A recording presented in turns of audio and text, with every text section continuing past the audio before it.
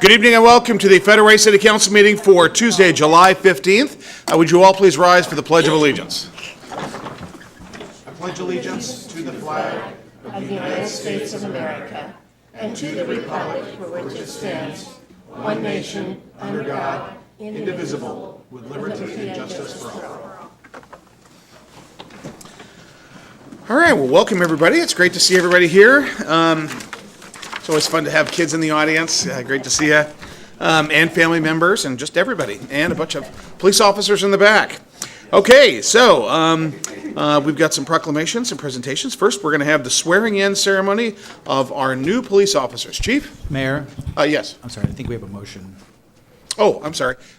Council President, do you have a motion? I do, goodness. Thank you very much, Mayor. I'm a little, we had a little excitement earlier. Okay. I move to remove the council business item A, modification of the King County Regional Opioid Abatement Council agreement, and the reason for that is because it's not ready yet. I'll second that. There's been a motion. A second. Is there any discussion? All those in favor? Aye. Opposed?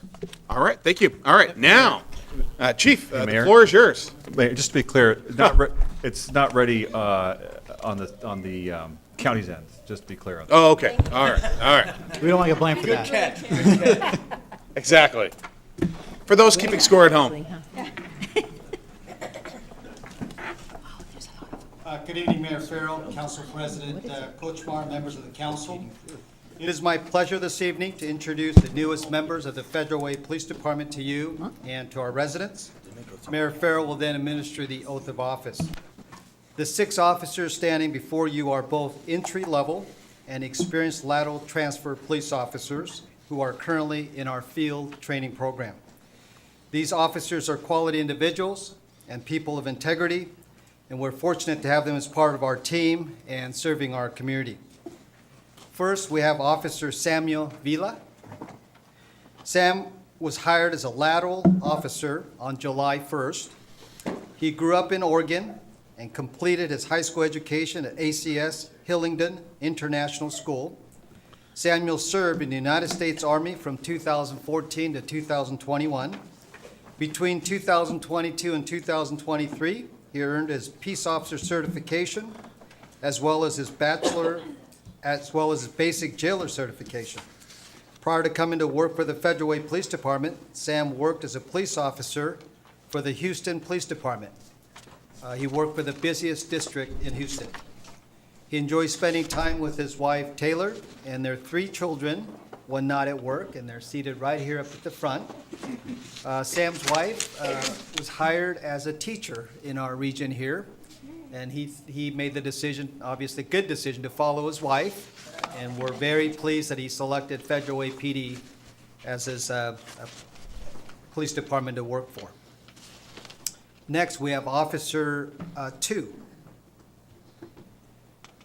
2 was hired as a lateral officer on July 1st. He was born in Vietnam and immigrated to the United States at a young age. 2 graduated from Federal Way High School, earned a degree in nursing from Seattle University. He has worked as an RN in various hospitals, including Harborview Medical Center. Prior to joining the Federal Way Police Department, he worked for the Seattle Police Department. When not at work, 2 enjoys hiking, walking his dogs, and traveling. 2 decided that he wanted to spend rest of his professional career working in a town where he grew up and where he graduated from high school. So we're fortunate to have 2 join us. Thank you, 2. Next, we have Officer Nathaniel Kunke. Nathaniel was hired as an entry-level police officer in December of 2024. He was born in Wyoming and raised in Washington. Nathaniel graduated from South Bend High School, where he was active in track, soccer, and basketball, and theater. Before joining the Federal Way Police Department, he worked as a sales and support specialist for Frontier Precision remotely operated vehicles. Nathaniel also served in the United States Army and completed 1 deployment to Afghanistan. In his free time, he enjoys fishing and backpacking.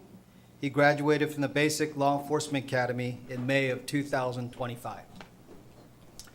Next, we have Officer Giles Bond. Giles was hired as an entry-level officer on January 2025. He was raised in Tacoma and Port Orchard areas. Giles graduated from South Kitsap High School, where he participated in track and field. We're incredibly proud of Giles' accomplishment at the Police Academy, where he served as a squad leader, finished first overall, and earned third place in practical skills. The Academy class has typically about 35 students, and they're all very competitive individuals, and it's a significant accomplishment to finish number one in his class. Giles enjoys spending time with his wife, Isabel, and their 11-month-old daughter, as well as hiking and shooting. Giles graduated from the Basic Law Enforcement Academy in May 2025. Next, we have Officer Austin Gadari. Austin was hired as an entry-level police officer in January of 2025. He grew up in Graham and graduated from Kaposin High School. As a teenager, he attended defensive tactics training with the Kent Police Department and served as an investigative aide for the Washington Liquor and Cannabis Board. He did a lot of underage undercover operation, buying alcohol and so forth for them. Austin excelled at the Police Academy. He finished first place in academics and ranking number 2 overall in his class. To have 2 recruits who accomplished so well or did so well at the Academy, we're very proud of that. He enjoys spending time with his fiancee, Natasha, with whom he has been engaged for 10 years. He also...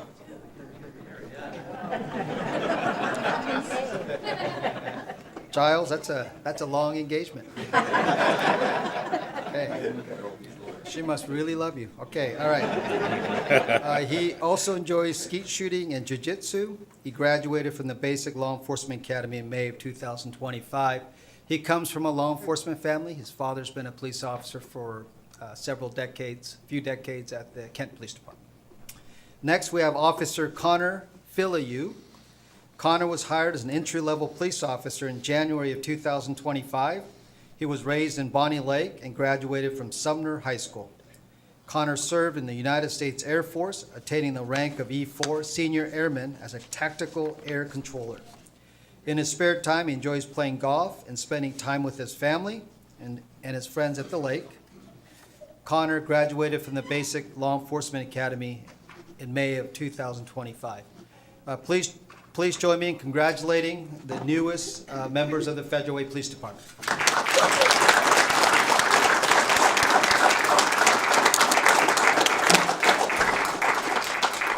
Officers, if you can come to the podium for your oath of office.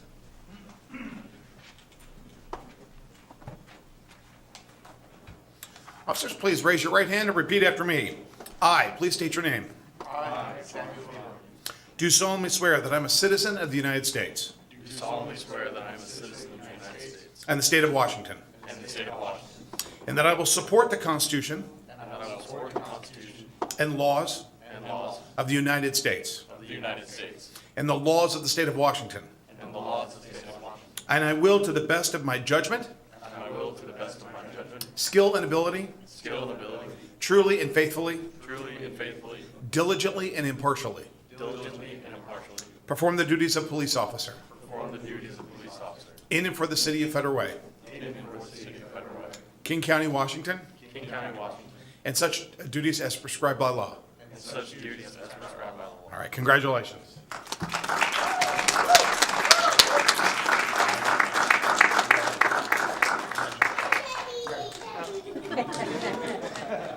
Should we do a group picture? Well, why don't we have you line up sort of in a crescent in front of the council, and we'll back up. Chief, you want to get in the picture too? Oh, sure, okay. Deputy Chief Jones?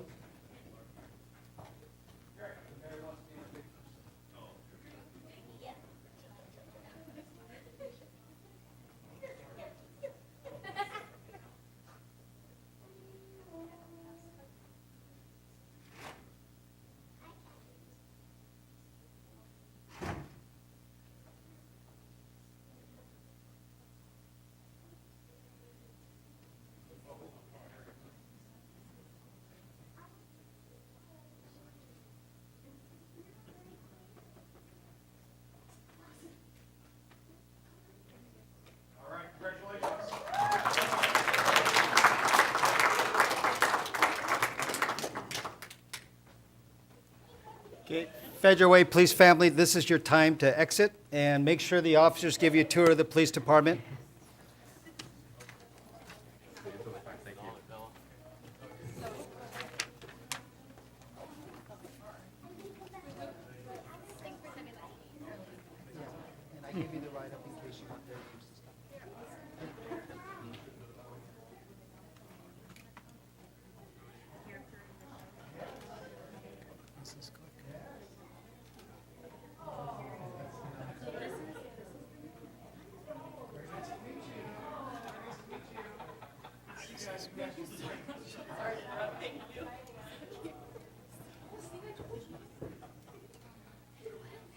They wanted to meet the mayor. They're almost as cute as my grandkids. Okay,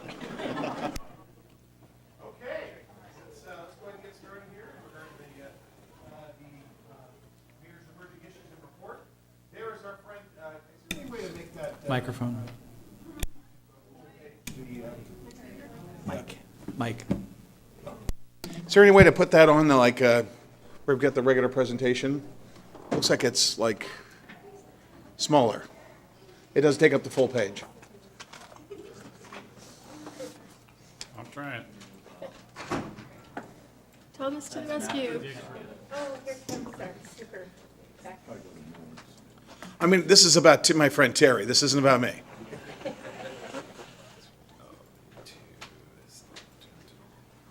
There it is. Okay. Very good. Thank you, Thomas. Well, that's why we hired. Okay. Let's see. Okay. That's our friend Terry Thomas, who's dressed like Uncle Sam for as long as I've known him, which is a long time. This was right before we got started with the long-standing tradition, I think over 70 years of the North Lake Parade. But when I saw Terry, I had to go up and say, it's not 4th of July unless we get to say hello to our Uncle Sam. So it was great to see him. And we've got a great report. A lot of stuff has happened in the past couple of weeks. Let's go to the next slide. Okay, so actually, go back one. There we go. Okay, that's the council and myself and Laura Belvin, the Lake Haven Commissioner, Judge Dave Larson, I believe, was there, and we've got the entertainment down there. That was, I believe, that was the second to the last band, and it was just an absolutely fantastic Red, White, and Blues festival. I think crowd estimates were between 15 and 20,000 people. And it was absolutely a packed event. It was absolutely fantastic. John, great job by you and your crew. Let's give them a big round of applause.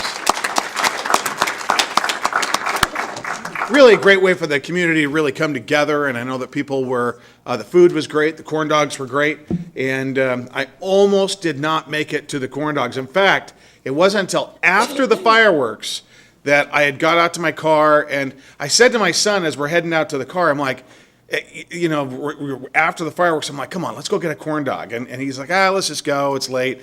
So the traffic jam was so bad that, I actually went back, and right when I went back, they turned it to a close. I'm like, no. And the corn dog people had been waiting for me, and they had my corn dog waiting for me.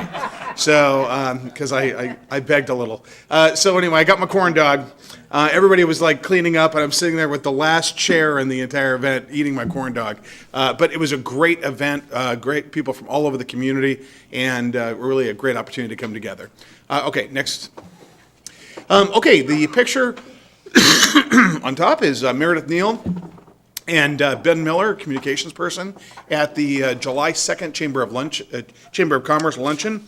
We heard from the Port Commissioner President Toshiko Hasegawa, and she was talking about the airport, the port, and the Port of Seattle, and also just about the very important environmental process that's going to get started that's ongoing right now with the environmental impact statement, and also just the very important process that has to go through for the expansion of the airport, and that was actually captured in our this week's update, report to the community. We had the Red, White, and Blues prep. That's myself talking. John actually had me over in Celebration Park the day before. This is something we always do. They set up the tent and they sent everything up the day before. They had been working very hard, and I just want to say, I wanted to say thank you to them. And also, this is really, it's not just about setting it up and breaking it down. They also clean the entire site that night. So, John, how late did our folks work? I think there was still a pretty good-sized crew there at 1:30. They wrapped it up around 1:30, and we actually left the stage up this year until Monday. Yeah. And that worked out a lot better, because when people are tired, it's harder, so. Yeah. But thank you. It was great. It was a great event. Yeah, yeah. And how long were the days that the people that worked at our crew? How long was their day? Well, it's about a 19-hour day overall, but not everybody works the entire 19. So. Yeah, yeah. Well, just phenomenal. We really did the fireworks show was amazing. Just everything was just superb, and it was proud to be a part of the whole thing. And thank you. And the sound was great this year too. It was great. Thank you very much. Thank you. Okay, so then we started the morning. Next slide, please. We started the morning. Next slide. Okay. Okay. We started the morning with the Miles from ESO 5K walk run. That was at the community center. That's Hannah Thayer there, and we had a bunch of kids and community members, and they have raised tens of thousands of dollars, or hundreds of thousands of dollars over the past 14, 15 years for the mesothelioma cause. In fact, actually, one of the widows was there, and I believe she's the remaining widow that started this run, and really was great to see so many people in the community there. And again, that was at the Federal Community Center. Then, as I was talking about earlier, where we saw our friend Terry Thomas, we had the North Lake Improvement Center Parade, and myself and Council President Kochmar were in the car, and I'd like to thank our donor, Bill. Can you tell us who donated the car for the parade? It was the Pacific One shop that's over there next to the post office on Highway 99. That's great. And it was great. It was really one of the great events in our community. It's been going on since the 1950s. And, I actually had to buy 2 huge bags of candy. And wouldn't you know it, I actually went through it. So we had a lot of folks there. That was followed up by a hot dog lunch and a lot of folks there at the Improvement Center. And this is actually just on the east side of the freeway, north of the former Weyerhaeuser headquarters, and just a great opportunity to get together as a community over there. Okay, then we had, next, we had the Curves ribbon cutting on July 11th. It was great to see everybody there, and they actually even had me get on a couple of stations and do a couple of reps, enough to know that it's harder than it looks. And anyway, we're really excited about Curves moving into the mall, and it's right there into the Commons, right there, 320th facing, and it's going to be a great location for Sharon and her crew and all that work there. So anyway, we had Council President was there, and our Chamber of Commerce did a great job for that, and our Chamber of Commerce does a great job on ribbon cuttings and recruiting new businesses and that kind of thing. So it was great to be there and fun for that. On July 12th, we had the Summer Chuck Art Festival at the Performing Arts and Event Center. Some great pictures there, and we also covered that in our weekly update. Okay, upcoming events. We've got movies at the park. We've got Disney's Moana 2 at Town Square Park on July 26th. Free movie to the community. Just bring a blanket, chairs, and enjoy, and the kids, and enjoy it. And then we've got the drive-through recycling event at El Centro de la Raza on July 31st. And then let's see here. Next. We've got one of the big nights out in our community is National Night Out on Tuesday, August 5th. In fact, it's so important to this council and our city government that we literally put in the rules that we, in the one meeting that we have in August, we always cancel the second meeting in August, and that's done by rule now. Instead of having our council meeting the first Tuesday of the month, we move the council meeting to the second Tuesday so we can all participate in National Night Out. Great opportunity to get out with the neighborhoods and talk to the folks. The police are out and about, the fire department's out and about, council members, elected officials, we try to get to as many of these neighborhood locations as we can. It's a great opportunity to really see the community. We've got the King County Elections Vote Center at City Hall, August 2nd, 4th, and 5th. Then we've got Kids Day at Steel Lake Park on Wednesday, August 6th. That's actually where I found the corn dog people. So you never know what you're going to find when you show up at Kids Day. And what do they call it? Corn doggery? Corn doggery, yeah. I'll change the subject, I promise, guys. Okay, so Community Festival at Town Square Park on Saturday, August 9th. That's going to be a great event as well. And then I believe it was earlier today, we issued a press release and we opened the Federal Way Community Center for a cooling center. Federal Way Community Center will be open for relief for individuals from the hot and the heat. Tuesday, today, July 15th, and Wednesday, July 16th, up to 10 p.m. And Kevin, what's the temp supposed to be? 94 tomorrow.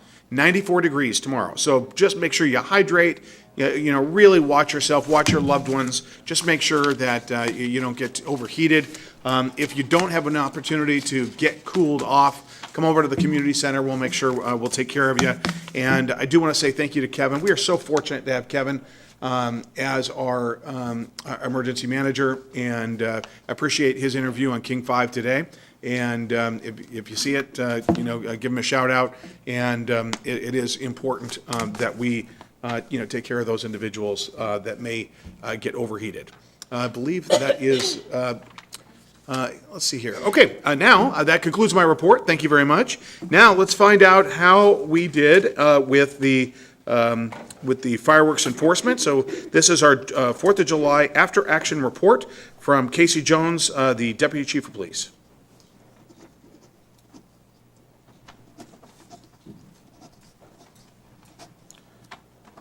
Thank you. Start off on the first slide. I want to preface it by saying that if you saw fireworks violations this year, they're chronic ones, give us a call before things start up, and we'll make sure to add it to our list of places to check out during the holidays. This one?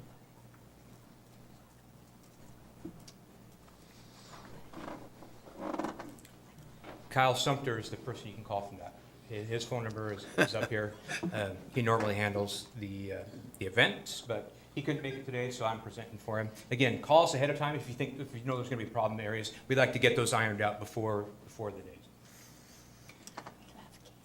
We saw overall increase in a number of calls to 911 during the time period leading up, but we saw a decreased number of fireworks calls. So overall, this includes everything that people call 911 for, whether it's noise complaints or traffic complaints, that kind of thing, anything that's wrong. Firework calls were down this year. We issued 6 fireworks tickets. We had 45 fireworks seizures this year. This is actually down from last year, where I believe we had 12 notices of infractions. But it was down because most of our officers, and we had about 15 extra officers, got redeployed to Memorial Stadium for a big concert that was going on there. So they were taken off the fireworks enforcement and ended up for several hours over at the field.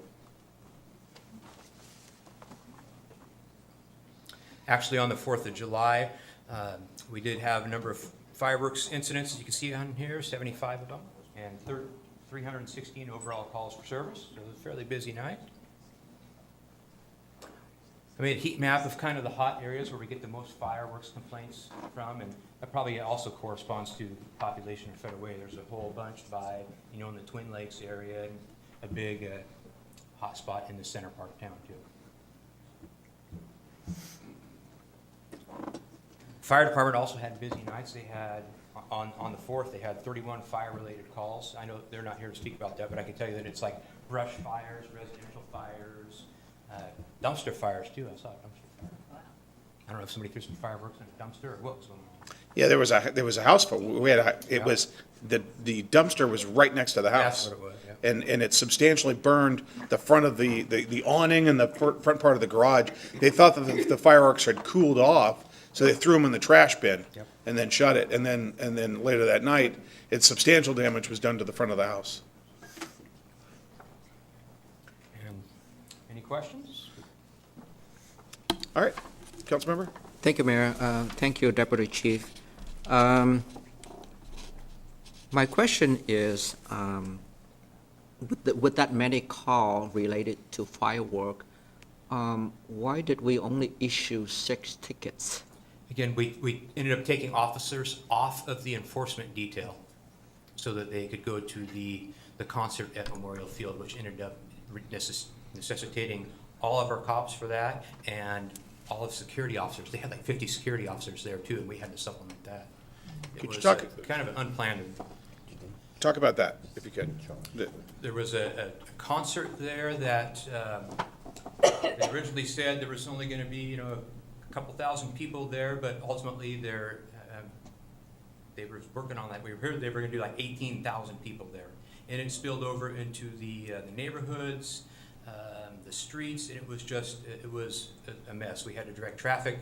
We had to watch for security, weapons details. It was very labor intensive for it, and that's why we ended up pulling officers off. It was a powder keg ready to blow.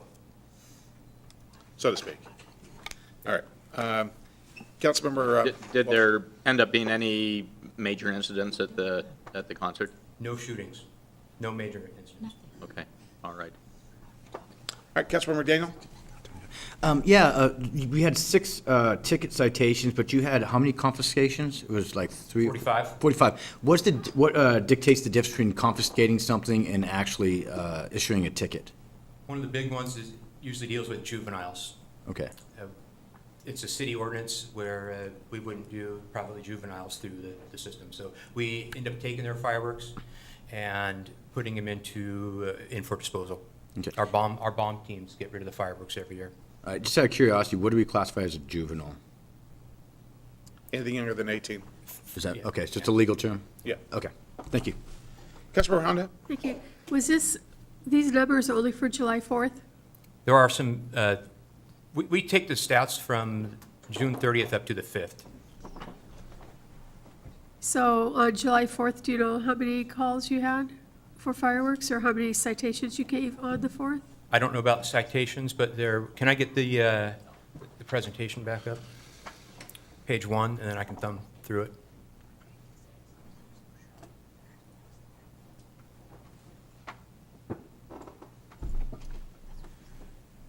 There. So again, over 1,500 calls just through the time period that we track. That's arbitrary time frame, but that usually coincides with, when we start getting fireworks complaints.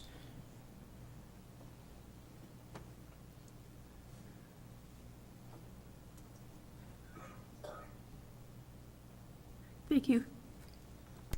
All right. Any other questions, council? Okay, thank you very much. Okay, now, we have a follow-up from the last meeting, intersection of South 312th Street and 23rd Avenue South, traffic briefing. This was in response to a question and a concern that was raised by a resident that lives at the intersection, the north side of the intersection. E.J. Walsh, our Public Works Director, is going to give a follow-up briefing as promised. Good evening, Mayor, members of council. As the mayor said, I'm here tonight to provide a brief follow-up to the public comment we heard at the last meeting. So as background, the picture on the left-hand side of the screen is the location that's discussed. So 312th is the street that's running effectively north-south or bottom of the page towards the top and ends in that T intersection. Sorry, I said that backwards. 312th is the one that goes east-west, left to right, and then the intersection, the house that was discussed is right at that T intersection. So if we zoom in a little bit on it, you can see the driveway that was discussed is the one on the left that effectively extends directly through the intersection. The driveway on the right-hand side, near the opening in the turn pocket, is a second driveway to the same property, and that's a gravel driveway. So zooming in a little bit, this is that main driveway in the center. You can see the do not enter sign, private residence is already out there, and the street signal pole is on the right-hand side. So driveway 1 for the rest of this presentation is the paved driveway on the left or west, and driveway 2 is the gravel driveway on the east. So as a little bit of background, based on today's code, which hasn't changed in a very long time, the minimum spacing between driveways is 150 feet. So the 2 driveways that you saw on this property specifically predate the city, so they've both been there for a very long time. However, if this were a property that came in today, they would not be permitted to put that driveway in the intersection, and based on the width of the property, they would only be able to have one. This property is not 150 feet wide.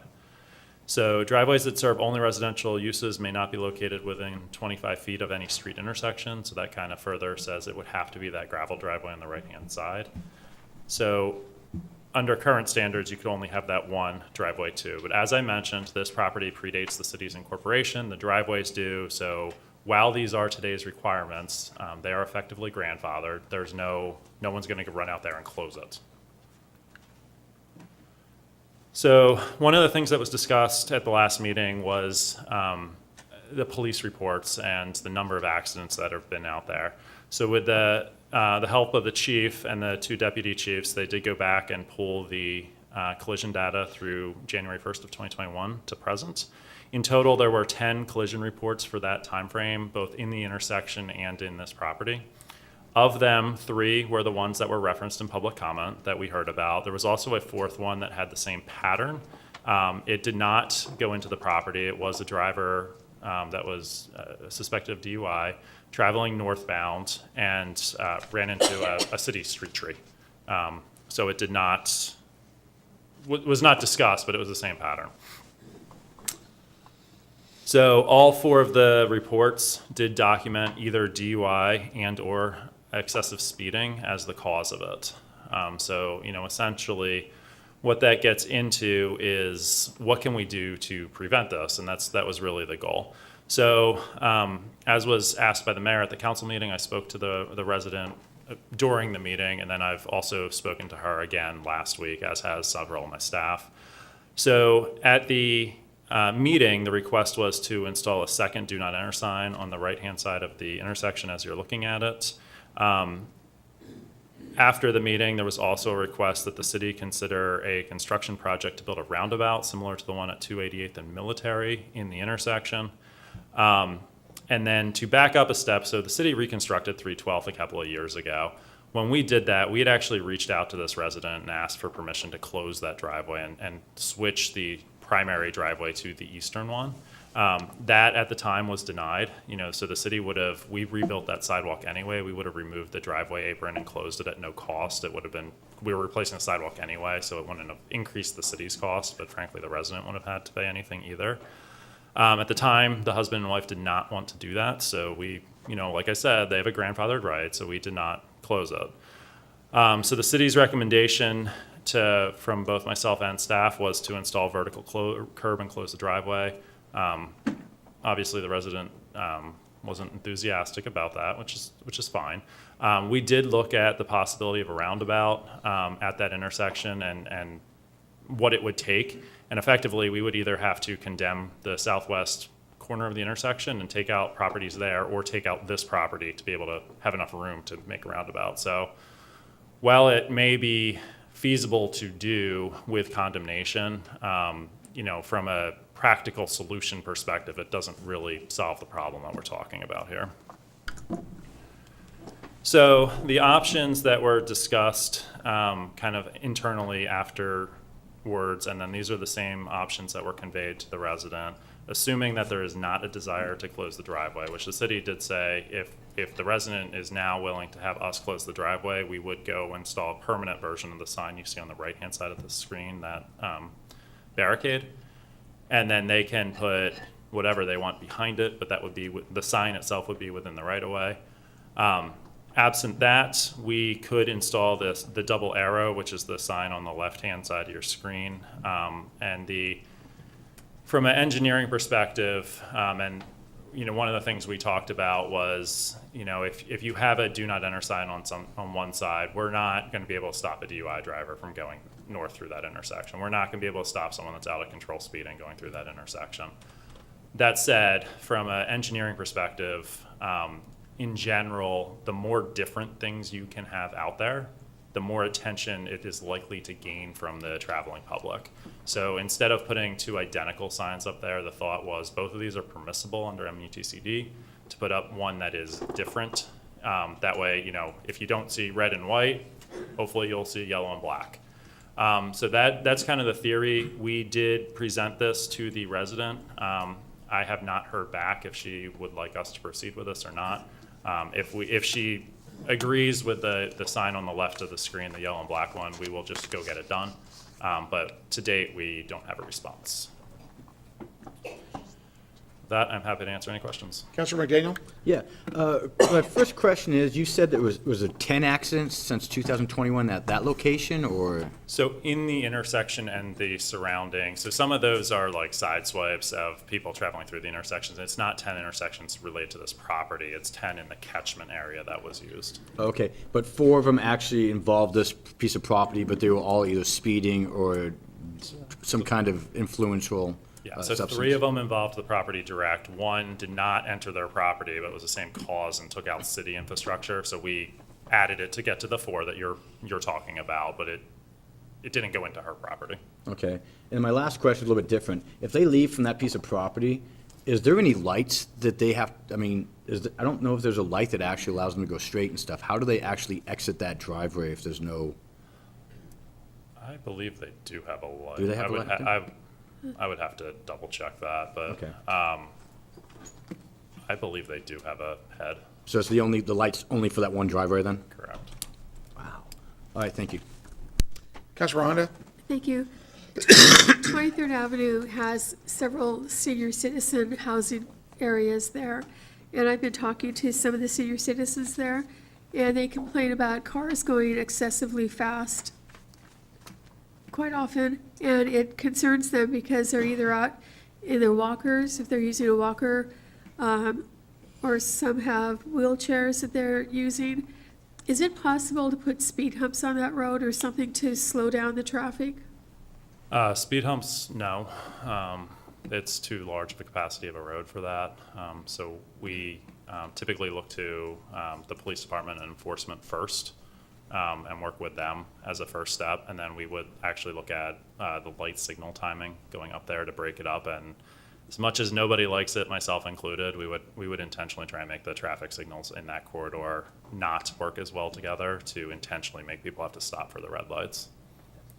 Well, whatever we can do to make it safer for those who live there would be greatly appreciated. And I believe the mayor and I are talking to that community, the community you're talking about at some point. I don't remember the date, Mayor, but I believe it's the end of August. I think we have a meeting to talk with some of their staff about this and some other items. Very good. Thank you. Okay. All right. Thank you, Jay. Thank you. All right. Okay, now we are on to council committee and regional committee reports. Parks, Recreation, Human Services, and Public Safety. Councilor Walsh. Yes, first of all, I would like to also commend the Parks Department for a incredible red, white, and blues. Fantastic job, great planning, great carrying it out, wonderful. I think that we have one of the premier 4th of July celebrations in the region, and kudos to the Parks Department. Also, fantastic fireworks display. There's sometimes with a fireworks display you keep thinking, hey, is this the finale? No, is this the finale? With this, there was no question about when the finale was, and it was fantastic. And great to hear that there weren't any incidents other than a few lost kids that quickly refound their parents. So anyway, we will not be having a committee meeting in August. Our next committee meeting will be September 29, I believe. No, it should be earlier than that. I have that date wrong. September 9th. Okay, all right. Shouldn't have been too ahead of that 9th. September 9th.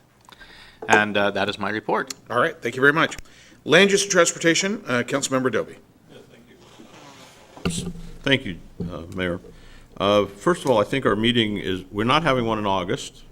We will be September 1, 2025 at 5 o'clock in this chambers. I would take a little bit of time if I could. After our last land use meeting, we had an opportunity to go share, Keith and I, to the master builders about some of the things that we've been doing in land use with the lot, or the density and the different things that Keith and his staff and Public Works have put through over the last year. We had about 50 people at the office listen to our presentation. I think so far we've had 5, developers call and ask about doing potential business in Federal Way. Most all of them were fairly happy and excited to hear what we've done with impact fees, not having them, which has been a long time on the school impact fees per door. Some of the things that we're trying to do to enhance doing business in Federal Way. That we got some good feedback on some things that would like to be changed in Federal Way, which Keith and I will be working on.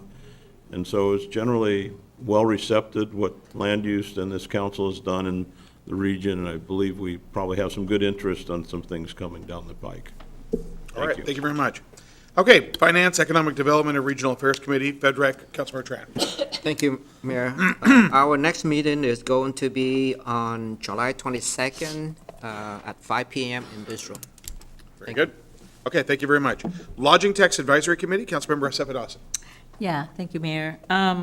We met on July 8th, last Tuesday, and on our agenda was budget amendment, LTAX strategy, and TEJ application, where we discussed the public market. And so that is going to come before FedRec for approval. And then the committee actually requested to have a retreat. And so that's something that the staff is going to be working on. And we're skipping August meeting, so our next meeting is going to be September 8th. Very good, thank you very much. Okay, Regional Committee Report, Councilmember Honda. Thank you. This morning, we had our skateboard meeting, and that is the South King County Transportation meeting. Metro presented their South Link Connections project, and it is phase 3, and it is they'd like to get your opinion on what's going to happen. I'm going to read what they write. As Link Light Rail expands further south with 3 new stations in Kent, Des Moines, and downtown Federal Way, the South Link Connections project aims to improve transportation options for communities in South King County. Metro is working with Sound Transit and other partners to create a new transit network based on community feedback. So you can go to southlinkconnections.com by August 31st, and please respond. They have different bus routes listed on this survey, and one of the bus routes that they're interested in your opinion on is like a smaller bus that would take people from the neighborhoods over to the transit station, and it's not getting a lot of positive feedback. So I know we want that in Federal Way, so I would encourage you to go to southlinkconnections, all one word.com by August 31st and tell Metro and Sound Transit what you want to see transit-wise here in Federal Way when the light rail opens. It's really important. I would really encourage you to do that. Tomorrow we are having our Regional Transit Committee meeting, and we will be talking about the rapid ride performance. And we have one of the first rapid rides here in Federal Way, which goes from Federal Way all the way to the airport. And they're building them throughout the whole region. At the PIC meeting, the Public Issues Committee meeting last Wednesday, the members voted on sending a letter to King County Transportation District which is made up of the King County Council members. And what they would like to do, they have proposed a sales tax increase of, a 10-year sales tax increase of 0.1%, and this would be used for transportation improvements. Under state law, this board does not need to go to the voters for approval, and they don't need to go out to the cities for approval either. So what we did at the PIC meeting was write a letter saying that we opposed this tax increase at this point in time, and that we would like to work together as a region with the King County Council or the Transportation District. And that letter is going to the PIC Board of Directors. If they approve it, it will be sent on to the King County Council. But at this point, it looks like it's going for a vote sometime in the end of July or early August to the King County Council. And I will send the copy of the letter to the council members and the mayor if you'd like. The AWC sent out a newsletter on July 9th, which has a lot of interesting information, but on July 29th, they're having an online meeting on House Bill 2015, which created the 2 new funding sources and the topic is exploring public safety funding pathways. It's an hour long, but you do need to pre-register, and it sounds like it's pretty interesting. And Councilmember Asefa Dawson and I attended the National Foundation of Women Legislators Healthcare Summit last week in Washington, D.C., and I presented a session on chronic pain and the economy and what the impacts are here in not just in Washington, but throughout the country. And I don't know, I think I did okay.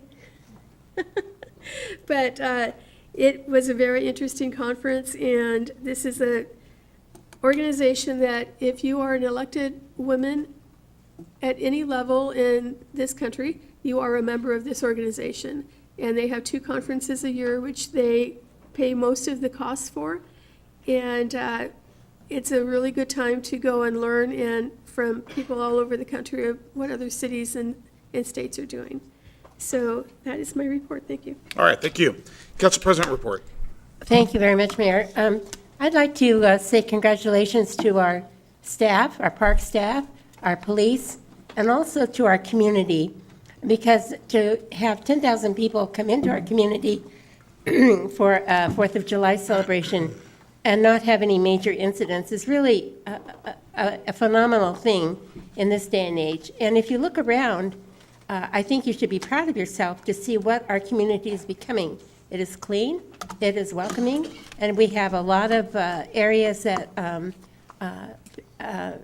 no graffiti, and that we can be very proud of for all of us coming together to create a community that our children can always remember as being a place that they were proud to call their home. Councilmember Dovey was talking about things that are going on with the legislature as far as density and housing. In our community, if the realtors may correct me, but I believe an average price of a house in Federal Way is somewhere around $650, anywhere from $550 to $650. That's average. And at 5 or 6% interest, that's just out of the realm of purchase for many of our folks, especially, first-time home buyers. And so one of the things that we're looking at, the legislature has already passed a law, and we passed our own ordinance that will provide for smaller lots, smaller houses on smaller lots. And part of that that's going to happen in the next legislative session is called lot splitting. So these things all come together.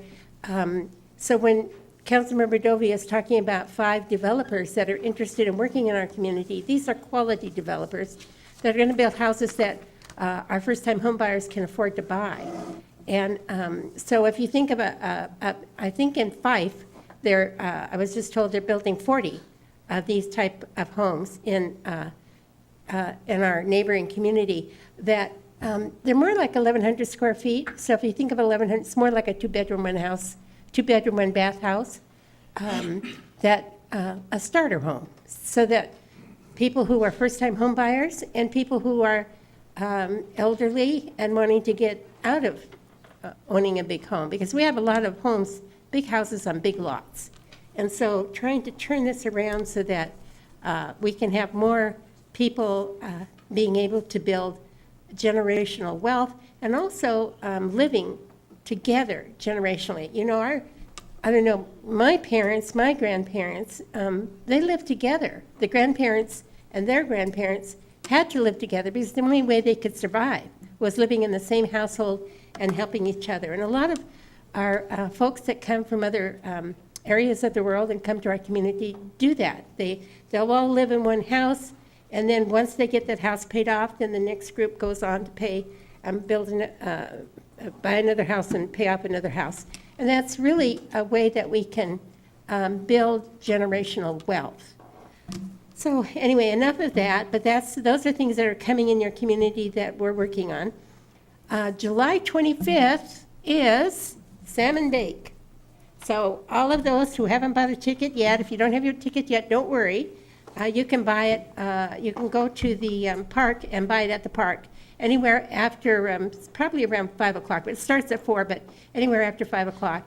And you want to get there early, or once they're out of food, they call it out of luck. I won't use the military term, but it's out of luck. So you want to get there early. But it's actually the best salmon you'll ever eat. And I believe we're going to solve the parking problem, right, Mayor? That's right. So that people will be able to park in areas of the park and actually not have to fight with having other tournaments going on at the same time. And then July 26th, the very next day, at the Farmers Market, from 10 to noon, we're going to have our council and the school board directors together at the Farmers Market for coffee and conversation, I think it's coffee and cookies with the school board and the council members. So come on by at the Farmers Market from 10 to noon on Saturday, July 26th. Meet your school board members, talk to us just informally, just sitting at the tables. Come on over. Bill Vidino is arranging all of this, and I think Amy Glandon is going to get the cookies for us, and come on over and just sit and have a talk with us. Thank you, Mayor. All right, thank you. Okay, now the most important part of the meeting, we hear from you, the public. We've got some pink sheets here.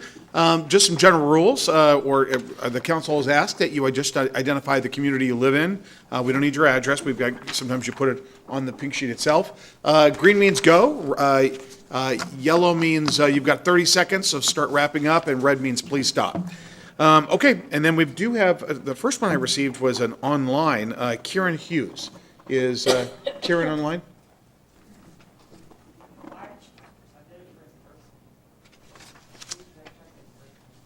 Oh, okay, great. Okay, Kieran?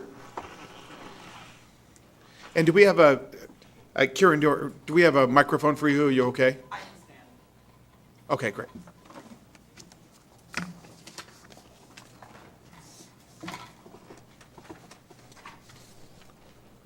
Just a second to pull up my thing on my phone.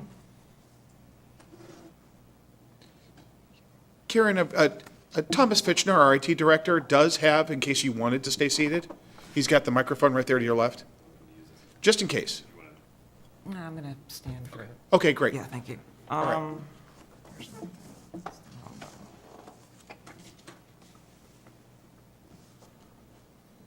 Okay. And do you need me to identify my community before I talk, or? Could you say that again, Kieran? You had said we need to identify our community. Oh, what city you live in? This city. Okay, great. Yeah. Could you hit the restart button? All right, we're starting now. All right. Thanks. I'm here to talk about the Federal Way PD. My name is Kieran Hughes. I love animals, and I'm not a woman. These things may seem unrelated, so let me explain by telling you two stories. 2 years ago, when an abusive ex began threatening me, I made a call to the police. The officer who took my report went out of his way to misgender me, so busy making his disregard for my identity known that he took my report wrong. I needed help, yet what I received instead was more cruelty. He was no help. 1 month ago, while driving home, my mother and I saw a pair of pet ducklings on the roadside of 320th near Decatur, wandering into traffic. Fearing for their safety, I hopped out of the car to try to herd them away from the road. Walking is difficult for me. The day was hot and I was limping. My mother, worried for my safety, stopped the car to remain near. 2 police officers showed up. I had hoped they had come to help. They had not. They ordered my mother not to park on the roadside, and as she drove away with my phone and my wheelchair still in the car, they lectured me about traffic safety before leaving. I was left stranded, still limping, struggling to keep these animals safe on my own. The police were no help. I am safe now, away from that relationship. The ducklings are safe too. A family friend took them, as I already have my hands full keeping 6 other animals, 3 dogs, 2 cats, and her. Oh, jeez. Most people are not afraid of cats and dogs. Domingo here is another story. Many people fear her bite. In truth, Domingo is the most fragile and timid animal in my care. I have to take that seriously for her to thrive. In many ways, I'm a lot like her. I'm non-binary, and as you can see, I'm disabled. These things upset people. They leave me misunderstood and vulnerable. City government boasts of their support for the police. What about me? Are you proud to support me? You say police make our community safer, but I am part of that community, and our police have not made me safer. A bigot taking my report wrong left me feeling humiliated and unheard. A rubbernecked scolding only left me hobbling down 320th in hot weather alone. Caring for the community means taking time to understand and stopping to help. Domingo, don't push that. I don't see that from our police department. I think that's a problem, especially with federal cuts to Medicaid, Medicare, and SNAP threatening to leave more people vulnerable in the years to come. I'm lucky. I have a home, support. But if this is how I'm treated, I fear for the members of the community who are more vulnerable and despised than I am. Thank you. Thank you, Karen. Thank you very much. Okay, next we've got Jim Ross.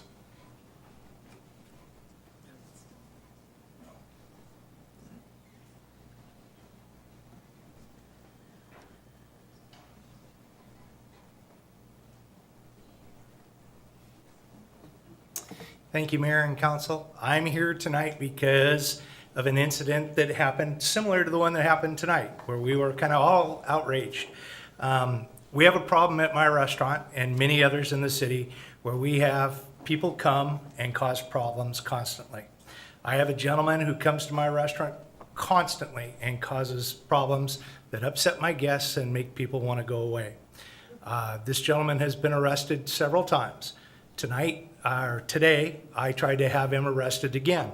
When PD came to my restaurant, they refused to arrest the gentleman. They told me that it is policy, even though they've done it 3 other times now, that this gentleman cannot be arrested unless he comes into my restaurant.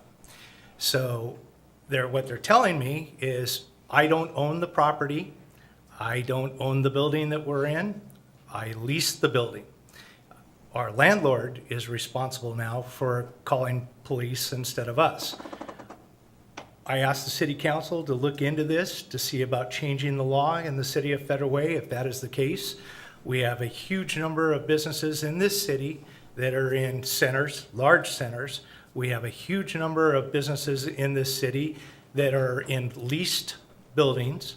And if it's true that we are not allowed to have somebody removed from our property because they have not entered our restaurants or buildings or businesses, then there's something drastically wrong and things have changed. And I don't think people are gonna wanna live in a city where we can't have the people that are coming in and destroying our businesses and causing problems and harassing my guests to be able to stay and not be arrested. And we're not gonna be able to get these large businesses to get their landlords to get these people arrested. It just doesn't work that way. There's too many problems with too many people coming, and there's a real large problem going on. And I'd like to see the city council look into this issue further because it needs addressing.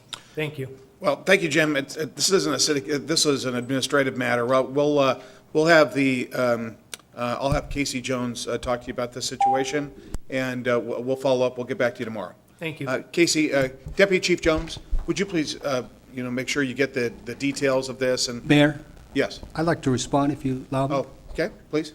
Yeah, I already spoke to Mr. Ross about this. The trespass notice that exists is for his business. The individual today, the officers that responded didn't arrest him because he had not entered the business. But the officers did make contact with the individual. We have a trespass letter from the center. So he was issued a trespass letter today to, if he comes onto the property at all, not even in Billy McKill's restaurant. If he comes onto the property, we'll be able to arrest him now because he's been properly served. The reason he wasn't arrested, because he had entered the business. So the matter's been resolved. I think the individual isn't going to come back, but if he does, we can arrest him now. All right, thank you. Thank you, Mr. Jim, I'll call you tomorrow. Okay, thank you very much. Okay, and thank you, Chief. And thank you, Chief Jones. All right, Joan Murphy. I should say, School Board Member, School Board Director, Joan Murphy.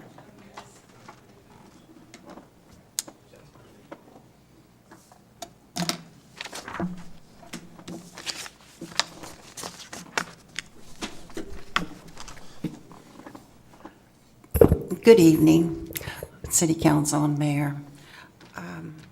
I've long wanted to come and commend you on the wonderful job that I believe that you're doing to make this to be a viable community. I originally came here in 2001. I was interviewed on Wednesday and I was in teaching a classroom on Monday. So we looked very carefully at the schools and where we were going to live, and we chose this community because of the wonderful write-up that the town had at that time as being an upcoming place to invest. So anyway, I want to commend you. I think when I look at the growth and development that you have done and the many activists in the community that have taken it upon themselves to come and let you know what's important to them. I always feel good when I go out and I see a police car every time. I don't see that in Seattle when I go. We don't have the graffiti that I see going into Seattle. There's so many wonderful things. So I also want to encourage us to go ahead with that parade idea that has been put forward. We have so many wonderful kids in our schools, and they put on some of the most incredible performances, and if we could somehow or another tie it in with the schools, I think we'd have a really great one. We are the 6th most diverse community in the nation, and so it's a very rich one that I wish to continue to celebrate. I want to invite everyone, next Tuesday at 11 o'clock, we're having our very first televised, I don't know if it'll be televised, recorded event. It has been 6 long years since that tradition was broken. So at last, we will finally be recorded where you can watch it at home at your leisure, so that's a real big step forward. I had hoped to be here for the legislators, and there were a few things that I wanted to address with them. One of them is levy equalization. We are $10 million in the hole every year, and separate but equal is not right. That was banned and illegal years ago, but yet because our community is not equal to Bellevue, etc., then we do not get the same amount of money, but yet our kids take an extraordinary amount because they're coming in at the disadvantage of having foreign languages and just not the same affluent background. So I had hoped that our council members would give us a written form and speak to us specifically as a community so we citizens can understand why. It's the #1 paramount duty of the state to fund our schools, and it's not happening. Anyway, thank you very much. Thank you, Director. Okay, Susan Strong.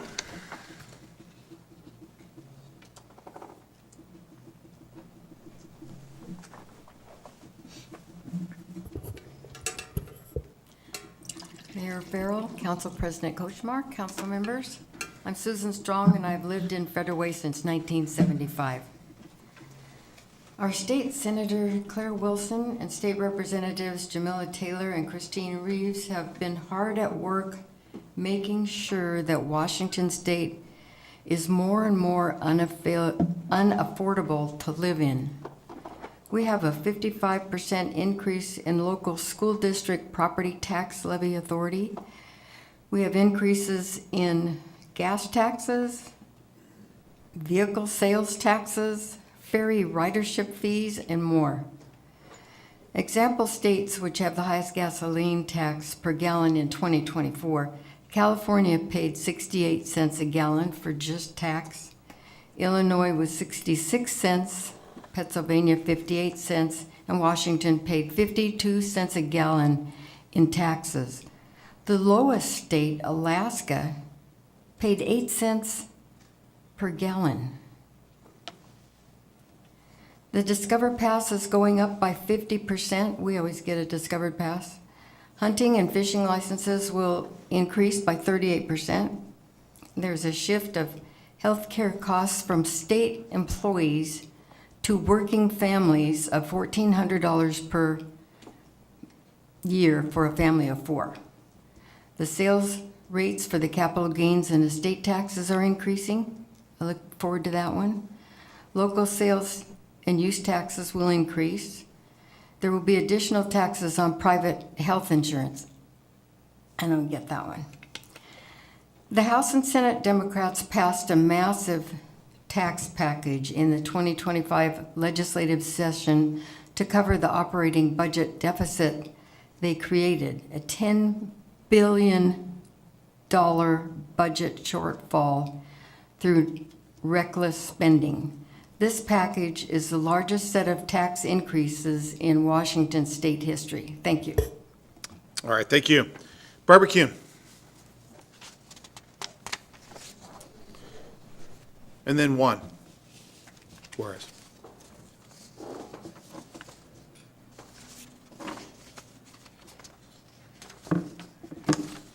Good evening, council members from Federal Way. I want to make a few comments regarding issues that affect us and with regards to our state representatives who just spoke. Couple things that I'm really concerned about is Council Member Paul McDaniels asked, since there was an increase in taxes and job losses were going down, what will they do? And they said tracking it. And they're more focused on how to preserve resources and support for people who are living on government incomes. Well, the only way to keep government incomes is to make more jobs, because those people who have jobs are the ones that pay for the government incomes. So if they're not paying attention to that, then we're not going to have government incomes for people. We're just going to have a needy state that doesn't have any source of income. I think their priorities are not right. I'm also thinking that there's a problem because they claim to have fully funded the public schools, but that's not really so. What they have done is they have taken the requirement for increase in funding schools and thrown it back at cities like ours and said, you can raise property taxes 1 to 3%. Now, the state constitution, I believe it is, says that they are supposed to fully fund the schools. The state is supposed to do that, not the city. So I don't know how they get away with saying that they're fully funding state schools, because they're really not. Also, I would like to, along with Councilmember Kochmar, I would like to encourage them to come to the city council meetings in person. Yes, we all have other things to do, but I would like to think that we're at least as important to them, as they are to us when it comes to what they do in the state legislature. And just coming by Zoom is not enough. We don't think they care about what we believe. just by looking at Zoom. So, once again, if you are still on, listening to us, state representatives, come and join us. We don't bite. Thank you. Thank you. Juan Reyes. And then Anna Patrick.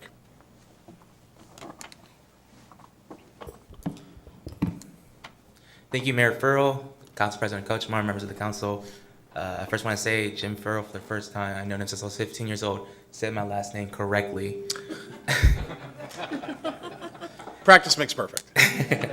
I first want to thank Officer Casey Jones for earlier today, as there was an unfortunate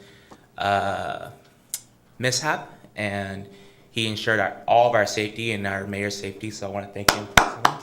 Thank you, Mayor. I also want to talk about our state budget. Earlier in the special meeting, our lawmakers said that we are going through a deficit. They didn't say how much though, or I may have misheard.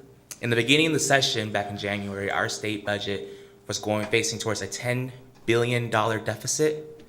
And despite a record of new taxes coming up, $9 billion, with 55 cents of new gas taxes thanks to SB 5801, and cuts on facilities that help drug-exposed babies, those were cut, but yet we still increased our taxes by $9 billion, and now we're being told that our deficit is increasing to $16 billion.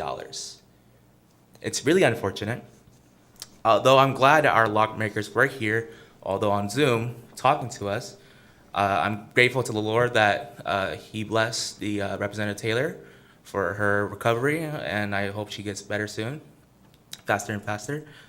But I believe that there should be more accountability when it comes to our lawmakers. When they talk about our deficit, they need to say the actual number, not just say the word "a small deficit," because it's actually in the billions and billions of dollars. An average Washingtonian will pay about $2,000 in new taxes alone, I saw according to the House Republican Caucus, and it's truly unfortunate. I also want to close with a little happy one.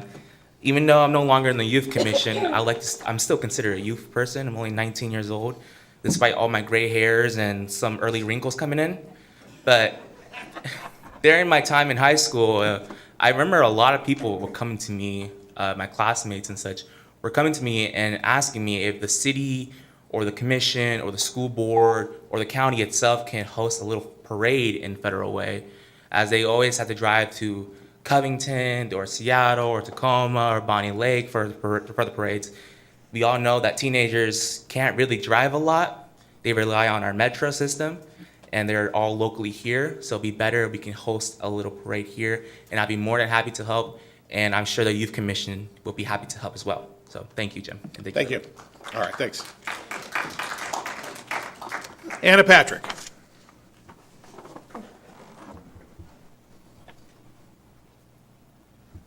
Evening, Mayor, Council, and public. I'm a resident of Federal Way, and I would like to also thank our Deputy Chief, Commander Jones, for what he did tonight. It's, imagine it's really hard to know to make that quick decision of whether or not to wait and de-escalate and then quickly act. And it's kind of a fine line right there. I was watching, and you have to use tools to de-escalate the situation so things don't get worse. And I can appreciate some of those tools that were used tonight to get this individual out the door and keep everybody safe and the other person. So, I just want to speak to, again, I was having a conversation with you, Mr. Farrell, about what happens after the arrest. We don't know. We're not experts in the public. We don't know just how many of those situations lead to, where do they go from here? And we'd like to know. And I think our legislature needs to know. They need to have something they can look at so they can see what we're dealing with. And yes, we have lots of 911 data and all of the other things that we've compiled. I think it paints a pretty good picture of what's what we're dealing with in our city. But I think we need more than that. And also just want to point out that there's a lot of diversion that's going on right here with our police. And so, our state lawmakers are creating more opportunities for diversion, but they need to consider that there's all these different layers of diversion, and how many times is somebody getting diverted before we need a better way to track that. And I hope somebody's going to be working on that sometime soon. And also, I just want to thank Representative Taylor for her work on condominiums, and hope to see some more of that in the near future. Also, I really think it's important that we don't have this constant feedback loop of tax-exempt property that doesn't fund services, and then therefore we don't get people investing in our city because there's not enough services and the community is struggling and it doesn't look good. So hopefully we can get some more market rate housing, people with spending power. The housing that you guys are working on sounds really great. I'm excited to hear about it. I just really hope that we're proactive, making sure that it's not 100% tax exempt, which is what we always seem to get here in Federal Way when we have low-income housing, affordable housing, and that sort of thing. All right, thank you. All right. Thank you, Anna. We'll have, I know that there was some outreach in regard to closing the loop on that felony investigation referrals to detectives. So we'll make sure. Chief, can we, let's talk about that tomorrow, make sure that we close that loop in regard to, what happens after a case is referred to a detective for further investigation on felonies. Did you want me to talk to? Yeah, I think Anna? that we had Deputy Chief Sumter. I thought he already did that. Perhaps, but let's talk about that tomorrow. Okay. Let's just put that down. Sure. We'll follow back up, Anna. Thank you. Anna, did that contact occur? I was at a baseball game. That's right, exactly. That's what I thought. Okay, Betty Taylor. And then we've got a comment on Zoom.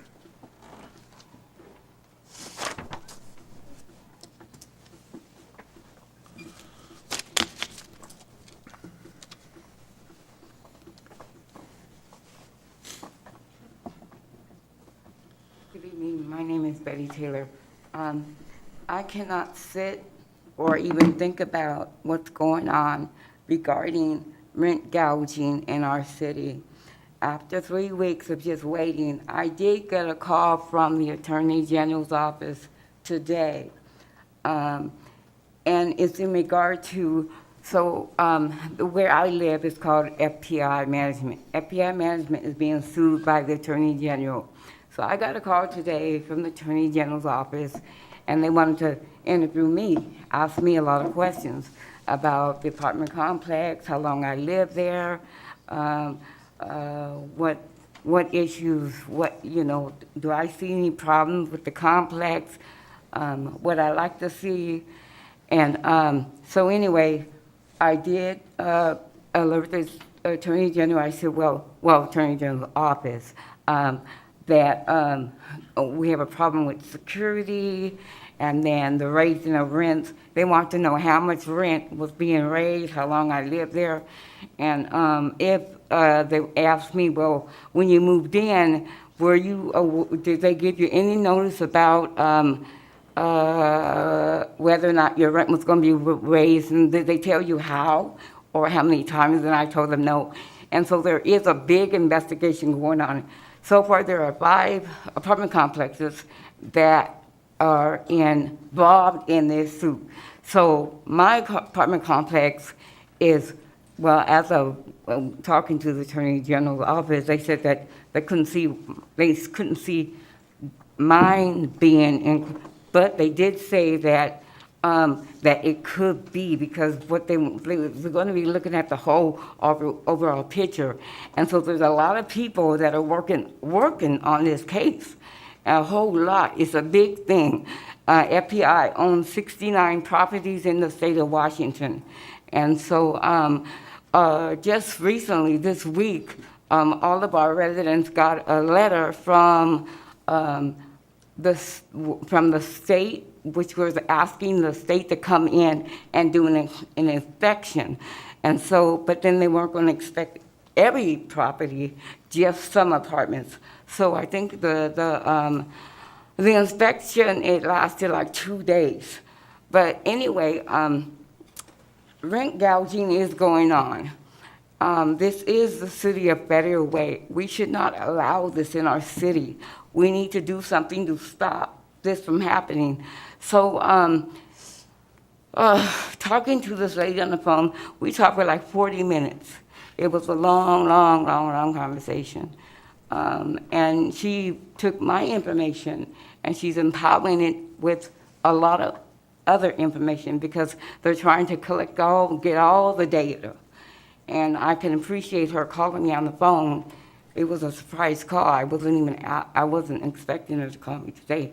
But I appreciate the phone call. I appreciate the time that she took talking to me because I felt like, wow, what can I do? I feel like, where's the support? One thing I did mention is, so there's three garages. So there's 2 garages up on the top floor, 1 on the bottom. Well, the garage that I used to park in is the garage door broke. The motor broke. This has been going on 3 weeks. The garage is not fixed. The door is not fixed. We have cars that are in the garage. We have homeless people sneaking in the garage. We have homeless people sneaking in the building. We have homeless people doing theft. I asked the manager, I said, look, I need to be safe. I need to put my car where I know it could be safe. So she allowed me to move my car someplace else. And another garage was open and closed. But in the meantime, we have all these cars in one garage, open field, 24 hours a day. They can't even get a security guard to come in and manage the property. So it's like, this shouldn't happen. We need to feel safe and we need to feel protected in our home. And basically, I really don't. So now let me, okay, on another note, golly. On another note, I just would like to invite the community to Waterland Parade, July 19th. My family, we Ezra's Hands Outreach, and we go in we march in the parade. And so it's next Saturday, big parade and stuff, and so I would invite the community. But I just had to get that one part out of my brain because you guys, I need help. Y'all, I need help. I ain't lying. This is crazy. Thank you. Thanks, so Betty. much. Thank you. Cherie Cox is appearing via Zoom. Cherie?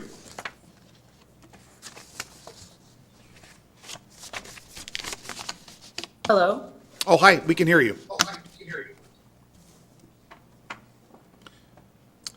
You've got 3 minutes starting now, please. Okay. Hello. My name is Cherie Cox, and I live in the city of Federal Way, and I've lived in the city of Federal Way for close to probably 27 years. And I guess my question is anything being done or going to be done about the open drug use that I see almost every single day? And I know some people were saying that there's no graffiti. I don't know where they live because in the part of Federal Way that I live, that's all I see. Graffiti, open drug use. There's so much illegal activity going on by H Mart, by the market that's across from them. And I live pretty close to Federal Way High School. These are things that our children are seeing as they're walking to school or even walking to functions. Is there anything going to be done? I came home this weekend and I saw a prostitute walking down the street. And I know the train is coming, but it's not even safe to use the bus. So how is it going to be safe to take a bus to get to the light rail? what's being done? And I live pretty close to Federal Way High School, and I live close to a police substation. And there is so much open drug use all hours of the day. I've called the police, I've submitted pictures on Eyes on Federal Way, and it doesn't seem to change. So that is my concern. And, you know, is this being addressed? What should I do if I see somebody openly doing drugs? I've called 911, and sometimes they kind of treat it like I'm wasting their time.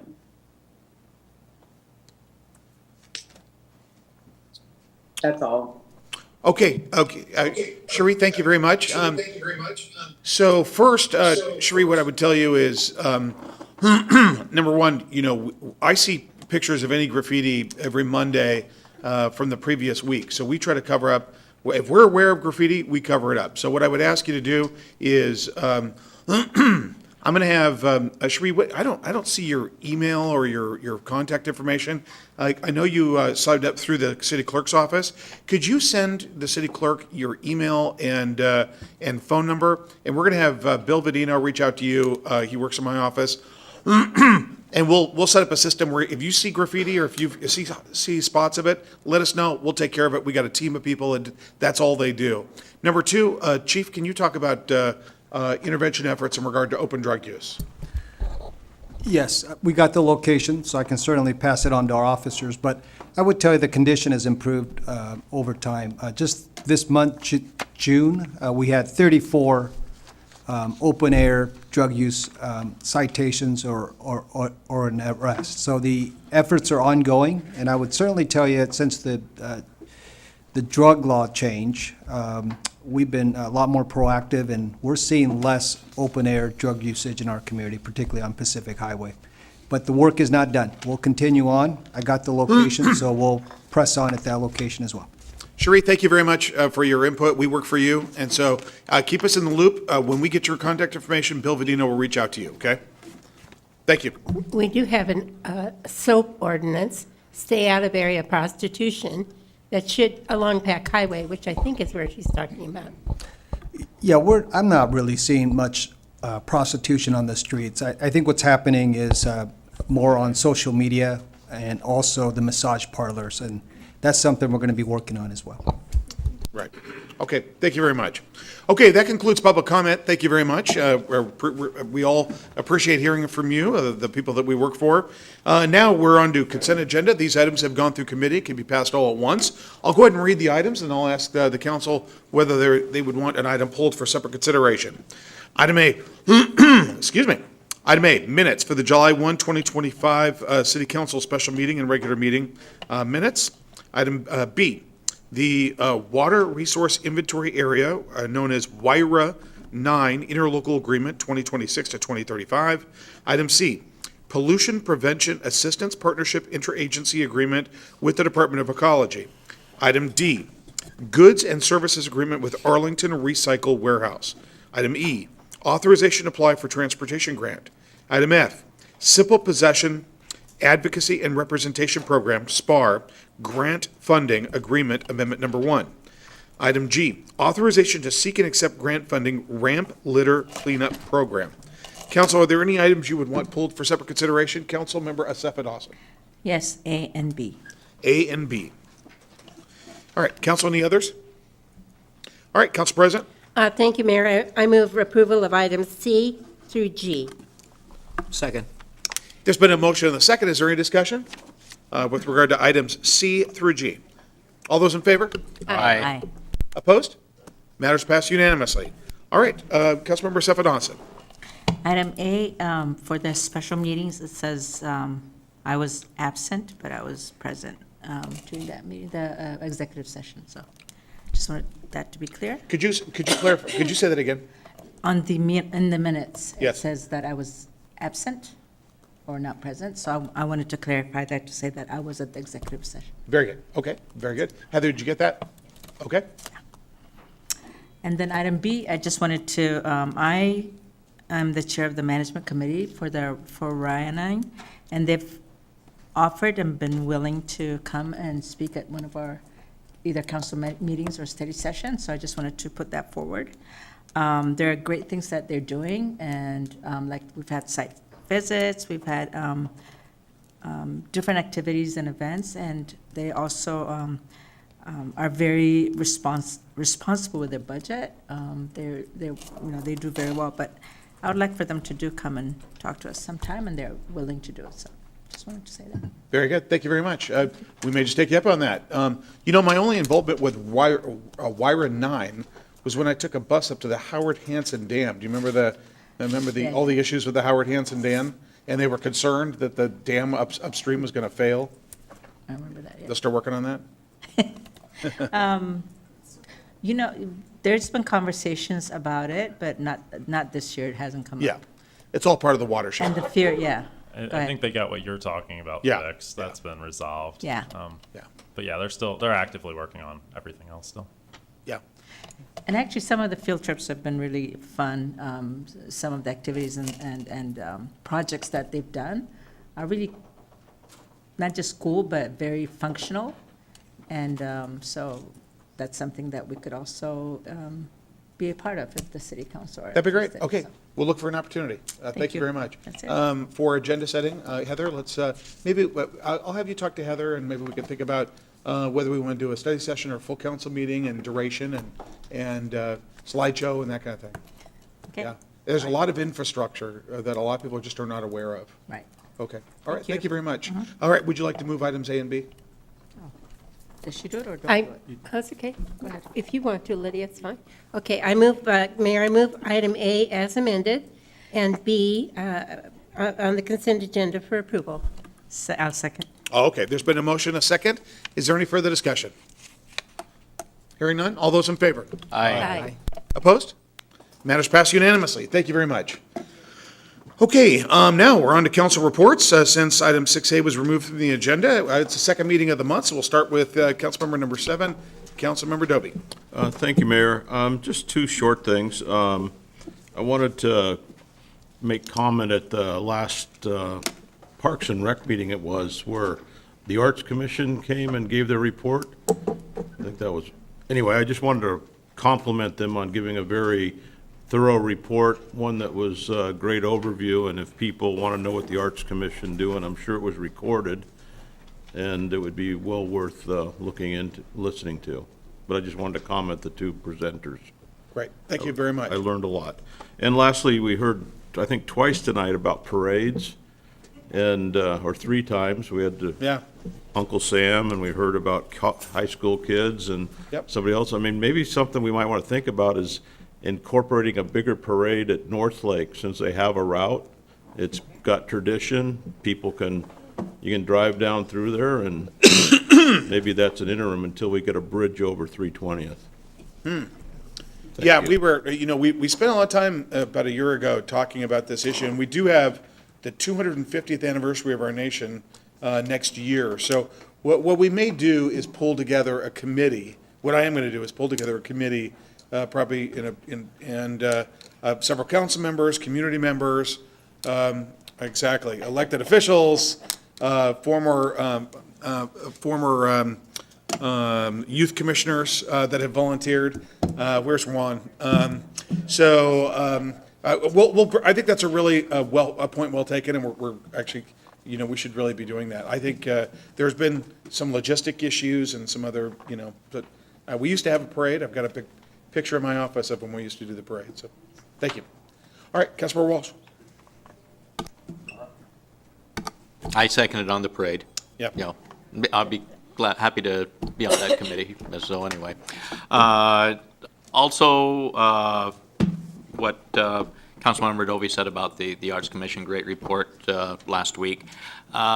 With when I was talking about what a great job the Parks Department did on the 4th of July, I should have also mentioned the great job that the police department did. Yeah. Just an absolutely incredible job.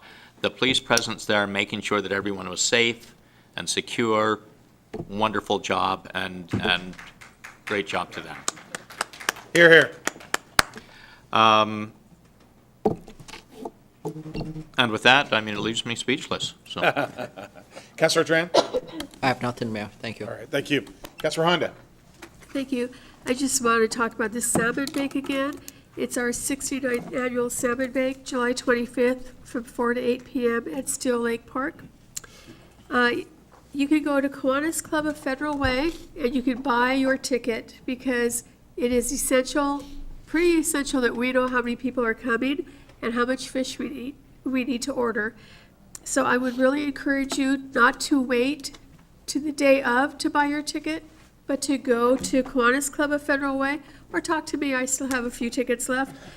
And buy your ticket ahead of time, because we may not be selling tickets at the door if we run out of salmon, and we have run out of salmon in previous years because we don't have a good count ahead of time. So please, please, please buy your ticket ahead of time and be prepared to have a really good time. It never rains at the salmon bake. The year that I was co-chair of the salmon bake, it drizzled until 4 o'clock. And I swear, at 4 o'clock, it stopped, and the sun came out, it got hot, and it was wonderful. So it has never rained on the salmon bake, that people say. I haven't been around for the whole 69 years. So we hope to see you there. Thank you. All right, Councilor McDaniel. Yes, I thought I'd pass a little bit of information on to the council. Recently, at one of the city events that was really well done, I was able to survey a group of individual residents. Now, majority of them were supposed to be 12 and under. A few snuck in, so my results may be a little bit swayed on that. For the city of Federal Way, the most common color was pink for responses given. I asked them what their favorite was, and I asked them a question from color, animal, stuff like that. So pink was number one. For animals, bunnies were number one. Tigers and lions came in second and third. For school subjects, math, science, English. We had a PE, and then we had one who really liked recess. Yep, it's the best subject out there. So for shapes, we had triangles, circles, and then actually had an octagon as one of the particular shapes given. For noises, cats purring was number one. One responded with mom, and another one had ASMR, which is, I guess, sounds that make people feel good. That was the first response I got, and I had to go verify that the kid knew what he was talking about. They liked the sound of glue. But it was very interesting. For the favorite letter, every single person I've asked so far, including adults, it's the first letter of their name. So when asked what the favorite letter is, it's usually the first letter of their name. For food, pizzas, burgers, ramen, and eggs. Drinks, it was lemonade, Capri Suns, and one loved banana strawberry shakes. Sports, not surprising, soccer was number one, followed by football. For seasons, it was summer and winter. For numbers, the number 10 was mentioned multiple times. We had one with 53, and 22 was mentioned twice. Activities, number one was games, mostly video games. But I did have one who really enjoyed playing outside, so I really enjoyed that particular one. For holidays, it was Christmas, Ramadan, and Halloween. And finally, for cartoons, somehow SpongeBob still wins, followed by Looney Tunes, the new release, and then the Tom and Jerry. I believe the gentleman was talking about the black and white version, so I think he kind of cheated on the 12 and under aspect of it. But that is the top answers and results from the community. Thank you. All right, thank you very much. Councilor Savedawson. Thank you so much. That's great. As for the parade, I totally support it also, because I've been approached about having a parade, especially when Mom told me that her kid's actually in a drill team, and she's like, they want to come here and perform. So I think it's a great idea. We should move forward with it. With the news release that went out this morning, okay, so it's during business hours, and so if, especially on Sunday, when we close early, what happens if it's still hot outside? And then there was a clause in there that says day passes available. That doesn't have to do, that has nothing to do with the cooling station, No, but correct? they could be just in the lobby, and there's a place to sit down. They can utilize the lobby and the areas. And if they wanted to utilize the equipment, or Then the they can facility, have they the could. Okay, I didn't see anywhere where it said free, but maybe I missed it. No, it's all free. Oh, but. I know, but in the news No, release, but you in the can't, press release. they can't like jump on the elliptical if they're. Oh, no, just to even be there, because when I read that day pass available, to me, it felt like maybe, No, it is- do I it have is. to pay to show up, so. Interesting, okay. Well, actually, that's good feedback, Kevin. We just need to make sure that we emphasize that it's free. Yeah, it was a day pass to use like the elliptical, Oh, for no, example. I understood Okay, it. all right. But for the general Sure, okay. reader, I wonder what it sounds like. And then, just to report on the soccer tournament, thank you so much for the police department for your support and help. And yes, there were a lot of people. Fortunately, out of the 32 teams, Seattle took both trophies, so I'm excited, or our area. And there's going to be another soccer tournament coming up, which is the OSFNA. Not as many people, for sure, but again, it's a week-long tournament, so I look forward to that also. With that, I think, yeah, that's it. Thank you so much. Oh, and thank you, Colleen, for your the great articles that you wrote about the soccer tournament. And then in the citywide news, I know you had it in there, so thank you so much. All right, thank you. Council President. Be sure, if you're going to have a national night out in your neighborhood, be sure to send an email to the city, for the city council, so that we can go. Sometimes we'll get 5 or 7 or 10 invitations. Be sure to send us an invitation. So we try to go to as many of these events as we can, and people kind of like it when we come and talk to them. So be sure to include us in your national night out. And let us know if there's barbecue. Just kidding. I think somebody likes Corn dogs. Corn dogs. Exactly. Okay. All right, you guys. Hey, great meeting. Great job, everyone. Thank you. One quick comment. Oh, yes, sir. Hey, an FYI, mostly for Thomas, I've received a report that the sound has been rather difficult to hear on Zoom this evening, so just an FYI on that. All right, thank you very much. Okay, everybody, thank you. Great meeting. Great job, everyone. And with that, we are adjourned.